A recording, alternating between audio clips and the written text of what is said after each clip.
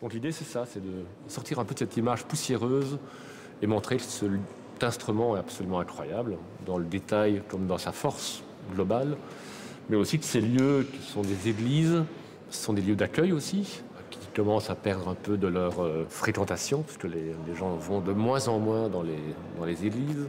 Peut-être que ces lieux peuvent devenir des lieux culturels. Et l'orgue, l'instrument de culture.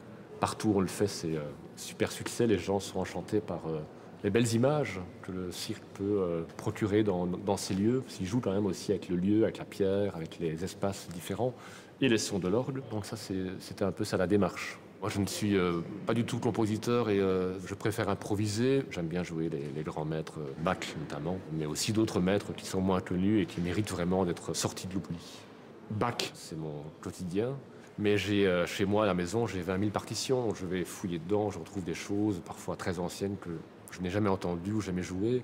Et je redécouvre tous les jours, mais j'ai quelques noms qui me touchent. Il y a François Couperin, compositeur français. Je n'ai pas de pièces ou de musique que j'aime tout particulièrement. Il y a vraiment une époque peut-être, l'époque baroque, donc l'époque de Louis XIV. Donc il y a des pièces qu'on a travaillées, comme par exemple Jean-Sébastien Bach ou Louis Vierne. Ce sont les grands classiques du spectacle. Moi, mon idée, c'est plutôt de prendre le répertoire écrit, de prendre ces musiques que les gens entendent peu et de les faire jouer et vivre par leur travail. On essaye de trouver des connexions, c'est pas toujours facile. Dans le spectacle, on n'est pas tout le temps ensemble. Il y a des moments où on est vraiment en symbiose et d'autres moments où on est quand même plutôt séparés. En fait, c'est beaucoup, on fait beaucoup d'improvisation parce qu'on est dépendant du lieu, on est dépendant de l'orgue qui est souvent différent. Et moi, j'aime bien aussi jouer d'après l'atmosphère, donc pas trop être figé avec un programme.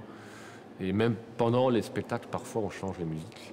On essaie d'aller dans d'autres horizons et peut-être susciter de leur part un peu de réactivité et de moi aussi peut-être un échange entre ce que eux font et ce que moi je joue.